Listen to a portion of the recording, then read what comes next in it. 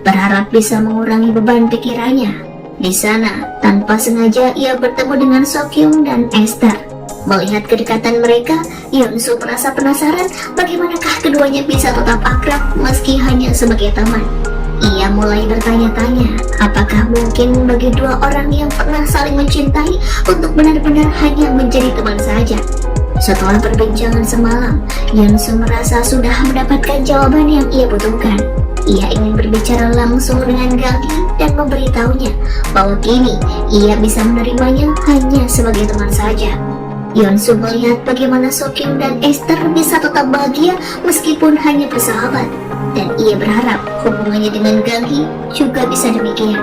Namun Gang-hee hanya bisa terdiam. Ia tak tahu harus berkata apa di tengah situasi yang terasa membingungkan. Hari-hari pun berlalu saat Gang-hee hendak kembali ke Seoul. Tanpa sengaja ia bertemu dengan Yeonsu di dalam bis. Suasana di antara mereka sedikit canggung setelah apa yang terjadi tempo hari.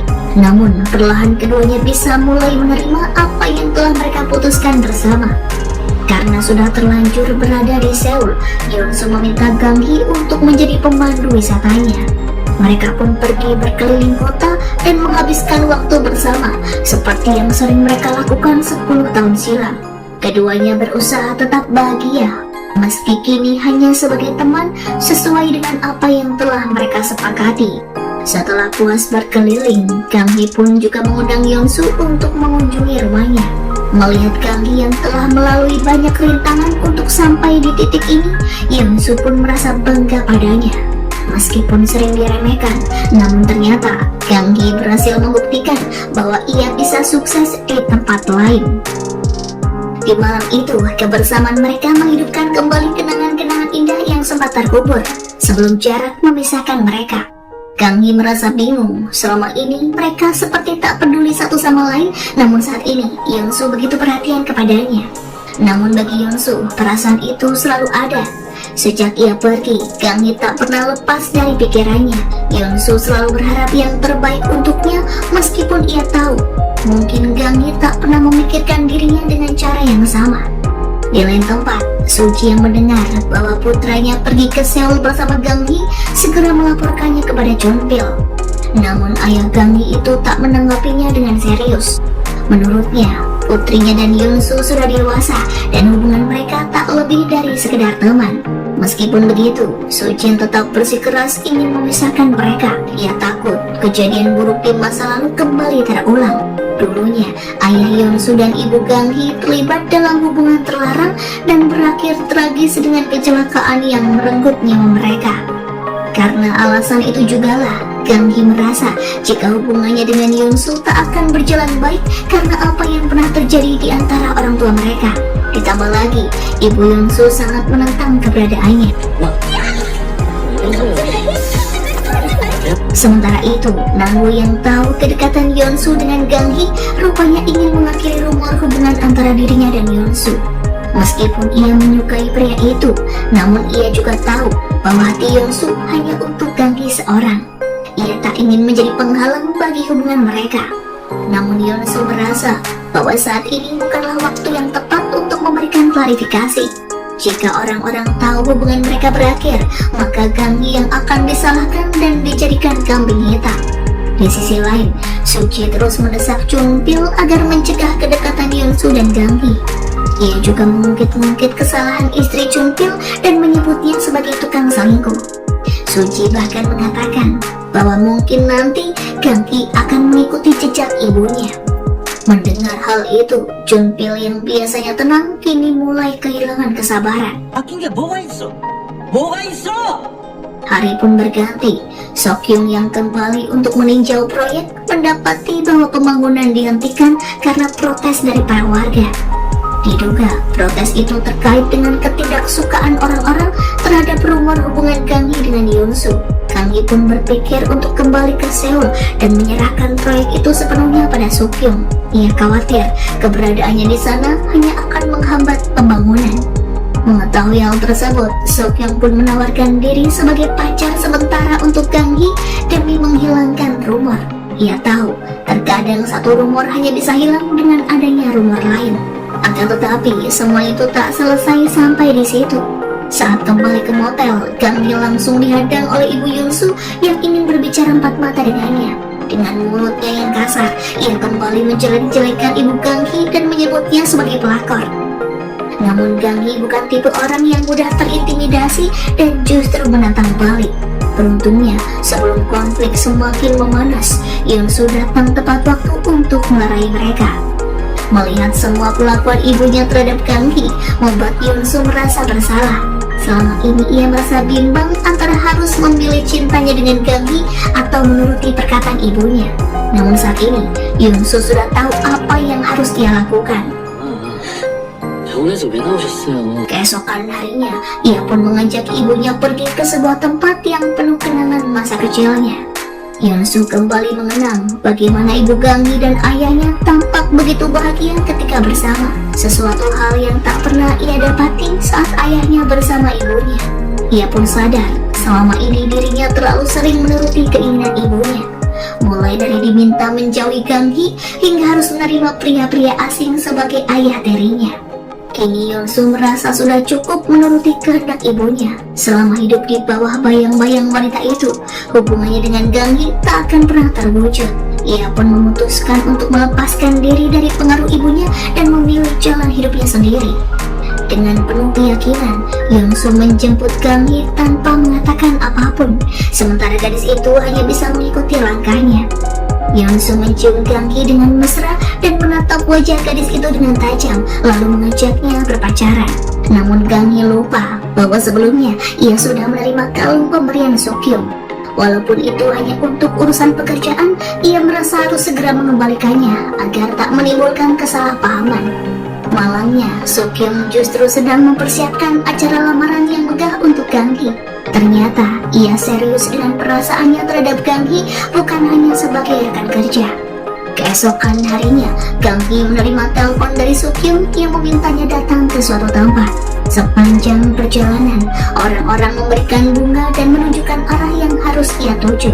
Sampai pada akhirnya, Gang Hee tiba di sebuah lokasi yang penuh dengan persiapan acara megah dan Sokyung sudah menantinya di sana. Dengan alunan lagu yang ia nyanyikan untuk gadis pujaannya, Sokyung pun melamar Gang Hee dengan cara yang romantis. Namun pada akhirnya, Gang Hee tak bisa menerima lamaran Sokyung. Setelah penolakan yang diterimanya, Sokyung meminta Yunsu untuk bertemu.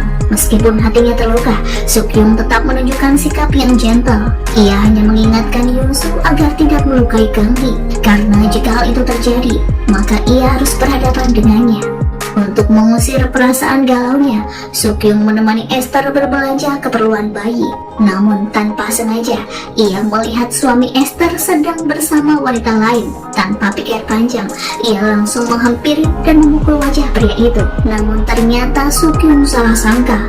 Wanita yang bersama Victor itu ternyata adalah adik sepupunya, yang seketika membuat Sokyung merasa bersalah karena bertindak gegabah. Hari pun berganti. Gang Hee yang berencana mengembalikan kalung dari Sokyung mendapati pria itu dalam keadaan muram. Biasanya Sokyung bukan tipe orang yang mudah terpuruk meskipun cintanya ditolak. Bahkan Esther, teman dekat Sokyung, tak bisa mengembalikan semangatnya. Gang Hee pun kemudian menawarkan tumpangan kepada Esther karena ia tahu Sokyung saat itu tak bisa diandalkan. Saat berada di parkiran, mereka tanpa sengaja melihat Victor bersama wanita yang diceritakan adalah sepupunya. Namun dari sikap mereka yang terlalu mesra, bahkan sampai berciuman, rasanya tak mungkin menunjukkan hubungan yang hanya sebatas sepupu. Esther yang melihat hal itu pun merasa gemetar dan mencoba merekam dengan ponselnya. Namun tiba-tiba perutnya yang sedang hamil terasa sakit dan Gang Hee pun dengan panik segera membawanya ke rumah sakit. Di lain sisi, Junpil yang baru saja kembali dari rumah sakit langsung didesak oleh Suci untuk memisahkan hubungan anak-anak mereka. Namun kali ini, ia setuju dengan Suci. Dengan nada sinis, Junpil merasa bahwa anaknya tak akan bahagia jika memiliki mertua seperti Suci. Ia akhirnya setuju untuk memisahkan mereka agar anaknya terhindar dari omelan oleh wanita itu. Ketidaksetujuan Chunpil itu langsung ia sampaikan kepada Yeonsu yang datang menemuinya. Tentu saja hal tersebut sangat mengejutkannya. Ia tak menyangka jika ayah Gang-hee akan menentang hubungannya. Walaupun sebenarnya Chunpil merasa bahwa Yeonsu adalah orang yang tepat untuk menjaga putrinya, namun ia juga merasa pria itu bisa mendapatkan kebahagiaan yang lebih baik ketimbang bersama dengan Gang-hee. Saat mendengar hal tersebut, Gang-hee seolah tak peduli. Sejak usia 10 tahun, ia tak lagi menganggap Chunpil sebagai ayahnya. Ia merasa tak perlu mendengarkan pendapat pria itu. Di tengah suasana yang sedang runyam, Yeonsu mengajak Gang-hee pergi ke Seoul untuk menenangkan diri. Namun dalam perjalanan, tiba-tiba Gang-hee mulai berhalusinasi.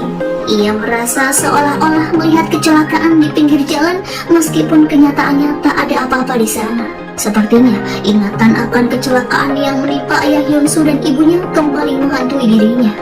Karena teralihkan oleh Gang-hee, Yeonsu hampir menabrak mobil yang datang dari arah berlawanan. Beruntungnya, ia bisa menghindar tepat waktu dan tak terjadi kecelakaan. Meskipun tak ada cedera fisik, Gang-hee tiba-tiba pingsan yang membuatnya harus dilarikan ke rumah sakit. Ditemani oleh Suji, Chunpil segera menuju ke rumah sakit setelah menerima kabar dari Yeonsu. Di sana, Yeonsu hanya bisa meminta maaf kepada ayah Gang-hee, namun Chunpil tak merasa bahwa Yeonsu layak disalahkan. Melihat kondisi Gang-hee, Suji merasa sedikit bersalah. Ia menyesal pernah menyumpahi bahwa gadis itu akan menerima hukuman sama seperti ibunya. Suji takut bahwa perkataannya itu kini menjadi kenyataan. Beruntungnya, kondisi Gang-hee mulai membaik dan ia diperbolehkan pulang. Namun, kecelakaan yang menimpa ibunya mulai kembali menghantui ingatannya. Kenangan yang selama ini sudah ia kubur dalam-dalam seolah muncul kembali. Gang-hee merasa mungkin ini adalah hukuman untuknya.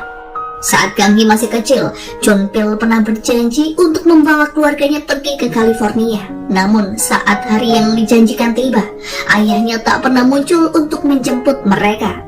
Tanpa sepengetahuan keduanya, Chunpil sedang terlibat perkelahian dengan seseorang yang telah membawa kabur uang miliknya. Uang yang rencananya akan ia gunakan untuk membawa keluarganya ke California. Karena hal itulah, Chunpil akhirnya gagal menepati janji kepada orang-orang yang ia cintai. Ibu Gang-hee merasa sangat kecewa, bukan hanya karena suaminya tak menepati janji, namun juga karena ia merasa jika pernikahannya dengan Chunpil tak pernah memberikan kebahagiaan. Wanita yang bernama Mi-ah itu justru merasa lebih bahagia ketika bersama ayah Yeonsu, dan mereka pun akhirnya berencana untuk melarikan diri. Gang-hee yang mengetahui rencana tersebut berusaha mencegahnya. Dengan polosnya, ia menyumbat knalpot mobil menggunakan boneka beruang miliknya. Namun naas, pelarian mereka berakhir dengan kecelakaan yang merenggut nyawa keduanya. Kecelakaan itu meninggalkan luka yang mendalam di hati Gang-hee sampai saat ini. Ia merasa bersalah dan berpikir bahwa mungkin dirinya adalah penyebab kecelakaan itu. Setelah kembali pulih, Gang-hee pergi ke Seoul untuk menemui Seokhyung. Namun pria itu masih tampak murung dan tak ingin membicarakan tentang pekerjaan. Namun penyebabnya bukan karena lamarannya yang ditolak Gang-hee, tetapi karena masalah rumah tangga Esther. Setelah melakukan penyelidikan, suami Esther yang bernama Victor ternyata berselingkuh dengan seorang wanita yang mengaku sebagai adik sepupunya. Ia tak bisa membiarkan sahabatnya itu terus bersama pria pengkhianat seperti Victor. Namun di sisi lain, ia juga tak ingin anak Esther kehilangan sosok ayah yang dibutuhkannya. Sementara itu, Gang-hee yang sedang membersihkan rumah tak sengaja menemukan